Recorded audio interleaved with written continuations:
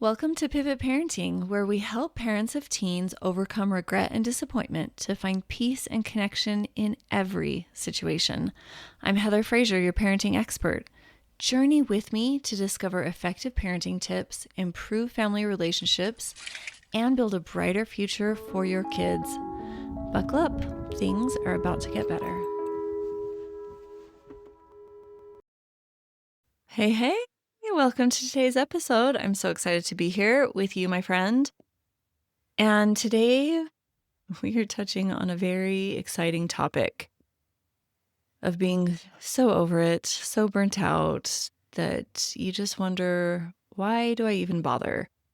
And this is certainly a thought that I've had. Everybody that I have talked to has had this thought. You are not alone if you are here. And I hope today we can give you some relief and maybe a turnaround in the miserable headspace that this is.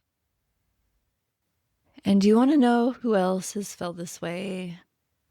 The heroine Avis in my soon-to-be published book, Mom Got Jesus Wrong, Hallelujah. One of the freebies, there are 6 bonuses if you pre-order, and one of these bonuses is quotable quotes. And I took my favorite lines out of the book that I feel like are so relatable, and I put them in one little document for easy access and to be a quick, clever reminder. And it's a cute little PDF printable. And I just want to share a few of these with you. I have them organized by month in the PDF. I want to gaslight myself into believing that I wasn't gaslighting myself all these years. I really like that one. Or, I feel that my hands are tied and I'm the one who provided the rope without ever being aware. Or this one. When I'm really honest with myself, I'm far from perfect and have contributed to my own situation just as much as either of them. Followed up by, I need to see myself and my situation clearly before I could see other things more accurately. It's like looking through glasses that have dirt and grease and gross stuff on them. Everything is tainted in your perspective. Other people view the same thing through their own dirt-covered lens, and nobody actually sees it in truth until they can remove the grime. I'm not even sure it's possible for humans to completely clean off. I really like that one. I'm a really visual person, and so a lot of the book is describing things in more concrete visual ways that are usually a little more obtuse or vague. This is another really good one. People paint Christ the way that benefits their agenda. That gets them what they want out of others. It's blasphemy, but they still get to do it, harming everyone in their path. I have to say I've done that, and I've been on the receiving end of that because I'm a messy human. This one is in one of our heroines' angry rants, and it's a good one. Thanks for nothing, therapy. I see more, but it still sucks. It's like someone threw up all over me, and I'm refusing to clean myself up because then nobody will know and validate my terrible experience. That's a good one. It's dumb as rocks to point at others and wait for them to change. I've had to relearn that one multiple times. And this one is a key point that I see with so many clients and with myself, is that my arrogance, coupled with unhealed wounds, were actively not letting me see His divine hand in my life for so long. I want to give you a juicy teaser for what the book is like. It is real, it is raw. It is meeting people wherever they are at and showing them that Christ loves them all the same. This is a fantastic book for not only you, but for the people who are disenchanted with Jesus, how He has been packaged and marketed to them. I promise you that our loving heavenly parents and their Son, Jesus Christ, loves you and loves your child. That is the reason that drove you to my podcast more than you can imagine. And in this book, I not only teach parents how to better love their child, but I teach that child who is perhaps struggling with their relationship with the divine to better clearly see the divine and relate to it. So if you haven't ordered your book, I invite you to do so. And I even have packages, like if you want 5 copies, for example, to give away as Christmas gifts. This is amazing, and you get even more bonuses when you buy 5 or more books, including an invite to a VIP party in October that I'm having in person at my Dominican son's baseball facility. We're going to have batting cages going. We're going to have kickball. It is going to be so much fun. It's for the whole family. It's VIP. The way to be invited is to order 5 books. And all of this is on my website, heatherfraser.com. So go and check that out. Decide if 1 book pre-order or 5 or whatever. Have a good look around. Make sure it's a good fit for you. But chances are, if there's any divine struggle in your heart and in your home, this book could be the perfect fit. All right, let's dive in to the subject at hand. This episode is brought to you by a client. I was coaching her, and this was kind of the vibe of she and her husband of just, why do I bother? It's nothing I do even matters. So I want to take a temp check before we get started. And I need your participation in this. What are your goals? Like, what were you hoping for at this point in your life with your kids that you're not currently getting that makes you want to give up and question why you even did any of it? I want you to pause the episode if you have to. Maybe you already know and you're shouting the answer at me. I want you to write a few things down. Okay, for me, just to kind of get the juices flowing, in the past, this has sounded like, why did I even bother when my kids would leave the church anyway? Why did I even bother explaining to this whatever to them if they weren't going to listen anyway? Why did I bother even having children when they hate me anyway? These are all different thoughts that I've had that maybe you've had, or some variation of them. Which would mean what I am not getting is I expected my kids to like Jesus as much as I do. I expected my kids to enjoy my company. I expected my kids to listen when I spoke and take my advice and learn from my wisdom, because I had to learn the hard way.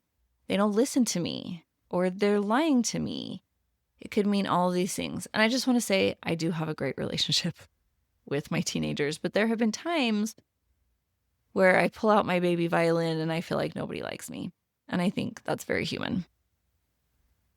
So why do we bother? Do you have these things written down? We have all been here, and I firmly believe we will all continue to visit this dark ditch on occasion. Why do I bother parenting? Why do I bother trying to eat healthy? Why do I bother trying to be nice or help out? And we've all heard the song or heard the phrase that no good deed goes unpunished. And we can't fix the hurt and the suffering and the sadness. And so it feels really hopeless. To bring some comedic relief to this headspace, my oldest, oftentimes when we're groups of people, she likes to tell everyone that she couldn't watch shows like SpongeBob or Phineas and Ferb, or other shows where I found the children to be decently disrespectful or where adults look stupid. I realize that this could be pride or vanity. I just don't tend to like these shows, so I was pretty strict on what my kids could watch growing up. And I remember we were sitting in a group of people as she was flaunting this information, and I just said, yeah, and a lot of good it did me too.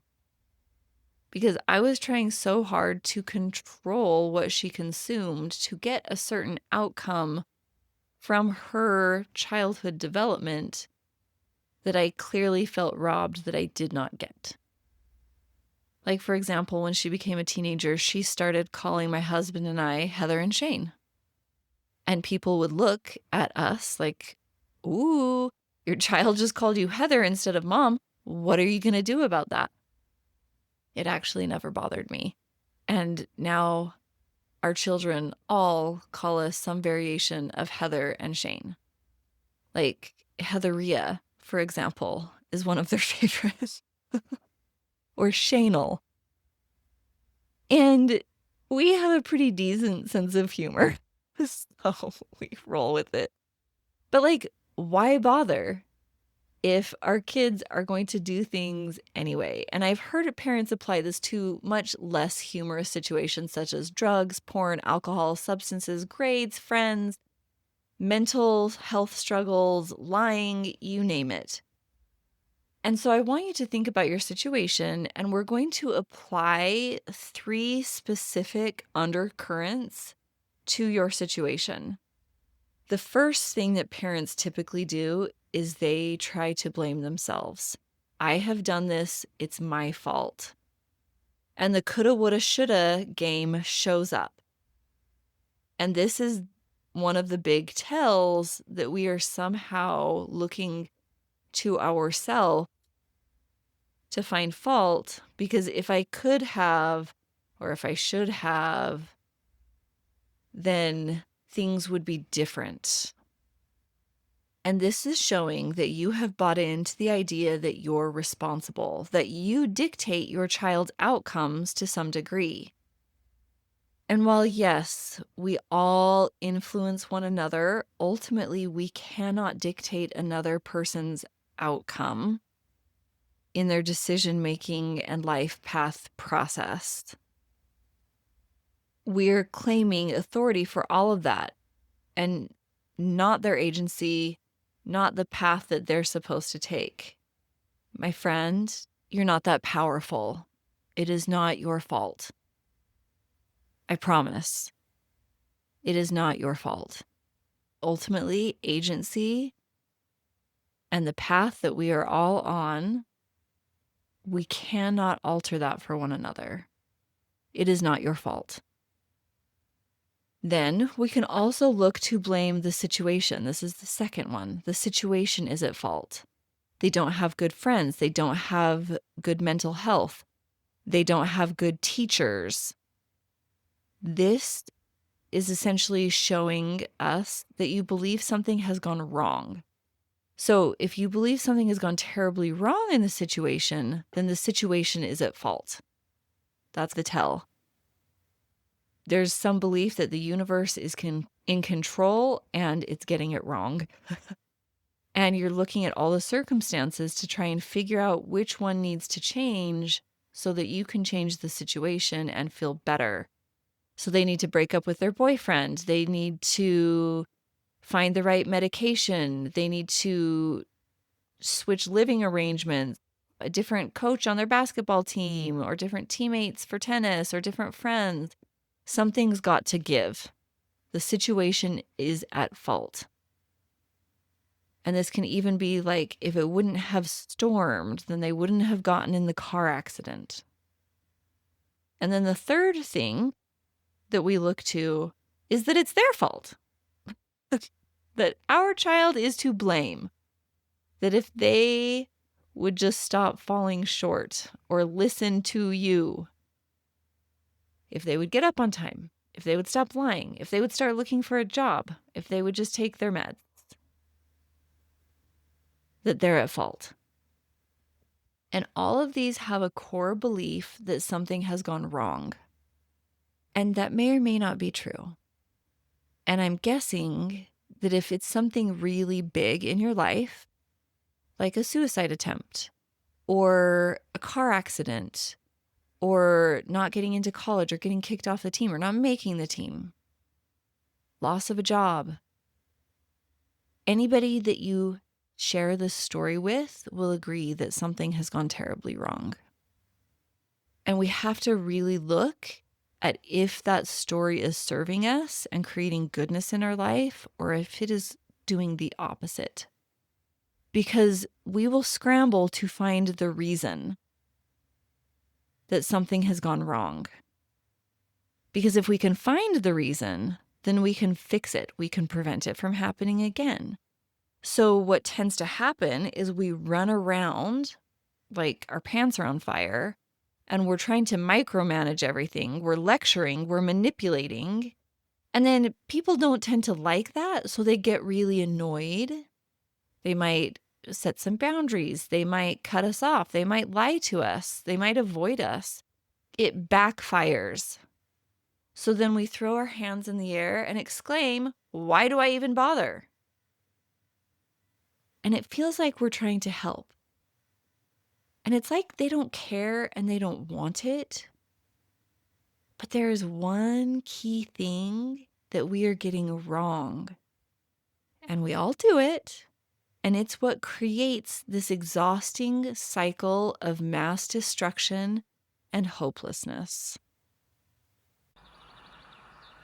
Hi there. I just want to pause and let you know if you are struggling to make sense of your teens' behaviors, emotions are running wild, and you're looking to turn things around to have the family you dreamed of while rocking them to sleep, I would love to talk to you. I want to give you a special, powerful gift. 30 minutes with me, my friend. You'll walk away with more confidence, clarity, and understanding of what the issue is and your next best step in resolving any situation you bring to me. It's completely free. I love families and want to help yours be wildly happy and successful. Book this call by visiting my website, heatherfraser.com. Remember, Fraser is spelled with a Z-I in the middle. And don't worry, the link is also in the show notes. I look forward to meeting and helping you. There is one key thing when we blame ourselves, the situation, or our child that creates this exhausting cycle of hopelessness and mass destruction in our mental peace and relationships. And we all do it, and it's what is creating what we dislike the most. We're trying to fix. We are lock, stock, and sold on the belief that something has gone terribly wrong and that we need to fix it. If we break this down, we have the situation, we have the circumstance of what is happening. And then we have a lot of thoughts and feelings about what is happening that we dislike, that we did not anticipate, that we do not want. We know that things have gone terribly wrong. And again, everyone will agree. In fact, people like to argue that this is not a thought, this is fact. This is, in fact, a thought. And when I say that we believe it has gone wrong, I'm not saying we should believe that we like what's happening. We don't have to enjoy what is happening. We do not have to embrace or think this is the best thing ever. That is not what I'm saying that we have to do if we drop the story that something has gone wrong. There's a third better option, but I'm going to get there in a minute. So we believe that something has gone terribly wrong, and this feels awful. We are anxious, we are overwhelmed, we are burnt out, we are frustrated, and we feel very hopeless. And then we focus on the external, which is what we're socialized to do. But this, my friend, I want you to listen so closely. This is what we can control least, if at all. It is them. It is other people. It is the situation. Or it is how we have already behaved that we cannot take back. The past is done. We yelled, we said yes when we should have said no, or no when we should have said yes. This is crazy making, and we burn ourselves out. If you feel frantic and frizzle-frazzled and hopeless, I'm talking to you. Because the result is that we create something that is way more wrong than what we thought was initially wrong. We make sure that it's really wrong. We damage our relationship to our kid, our spouse, ourself, God. Because guess what? Kids don't feel like feeling like they have failed us. They know. They don't like feeling judged. They do not like feeling manipulated or treated as a commodity or an object. They feel it. They don't like it, and they will push back from you. They will tell you whatever you want to hear, and then they will go do whatever they want. They will cut you off. They will yell at you. I have a whole podcast on how parents objectify their children. It's a fantastic one. I highly recommend it if this is hitting. We have spouses who also feed off of the emotions of us and the household. So they can try to play middleman, bridging the gap between the angry parent and the distant child. They get frustrated as well. They withdraw. They argue that the other isn't handling it well or helping out as much as they should. Then we have the relationship with ourselves. We beat ourselves up. We erode self-trust. We act out from our worst place to manipulate others to fix it. But it fixes nothing. It just makes it bigger. And then we have our relationship with God. This is essentially a lack of faith. You're thinking that He can't solve this for you or for your child. You're trying to play savior. It's not it, my friend. We become a self-fulfilled prophecy of this is broken, this is wrong. So what do we do instead? We have to stop looking externally for the problem. That's step number 1. And look inward for how we can love and who you'd be proud of being in the situation. And then as we turn inward, we have to acknowledge the truth of step number 2, that we don't parent to get a specific child at the end of it. They are not our prize, just like we are not our parents' prize. This is so egocentric. It is not about you. If your kid checks the boxes, it's about you and who you become through it all. And then they get to figure themselves out. Yes, we love them like crazy and we want to be there for them, and they get to tell us no thank you. So you cook a healthy meal because that's the parent you want to be. You tell them not to watch trashy TV, and you teach them the hazards of iPhones because you want to teach them these things, because that's what a good parent does. They don't have to embrace it. You love them, not so that they love you back, but just because it feels so good to love another human. You help them with mental health struggles because it's what's right and what is good, and it aligns with your values. Not because you're thinking it's going to go away if you do it well enough. Some do and some don't. And so this is the point at where I want you to go back to your goals that we talked about at the beginning. Do you remember this? I asked you to write down a few different things that are causing you to feel or throw your hands up in the air and say, why do I bother? Yeah, we're going to look at those. And I want you to know I love you. And it's okay. This is the hard part. What were the few things that you wrote down? I thought I'd have a kid that's functional, a teen that's responsible, a daughter that loves a clean room, a son that loves church. And now you're over it because you're not getting what you want.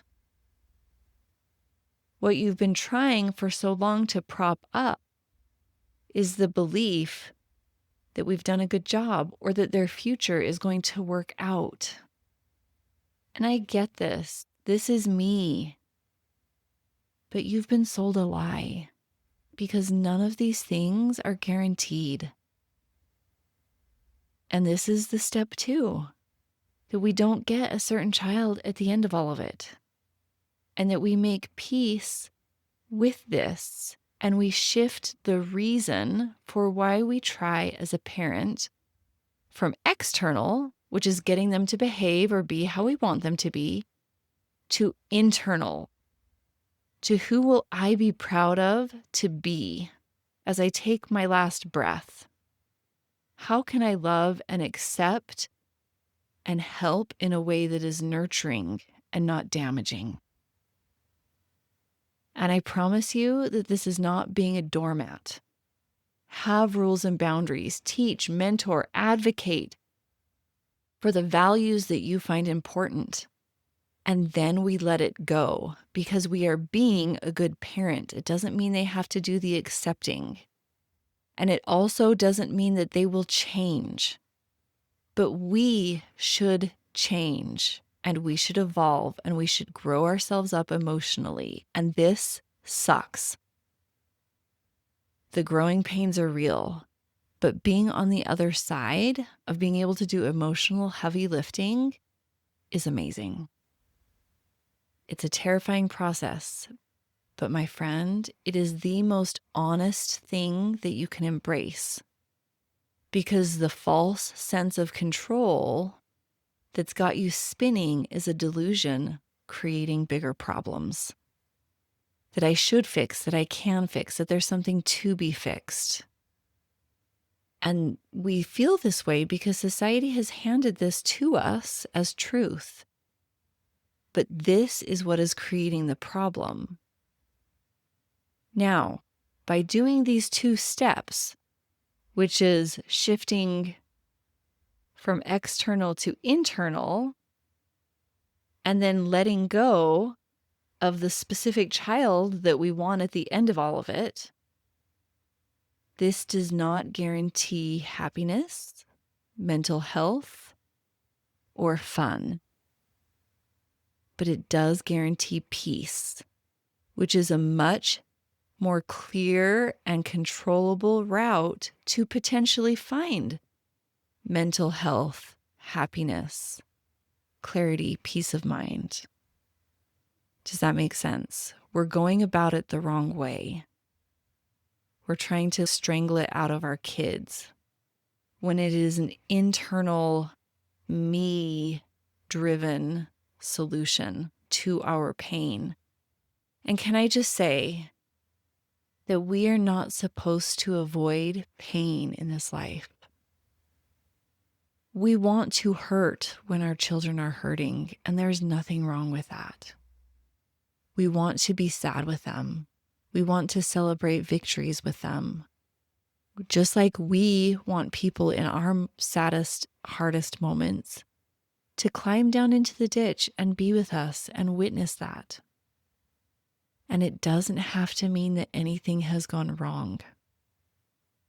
It just means that we are human and that sometimes life is really ouchy. We are supposed to hurt sometimes. There has to be opposite in all things. So don't buy into the lie that when life is hard, something has gone wrong.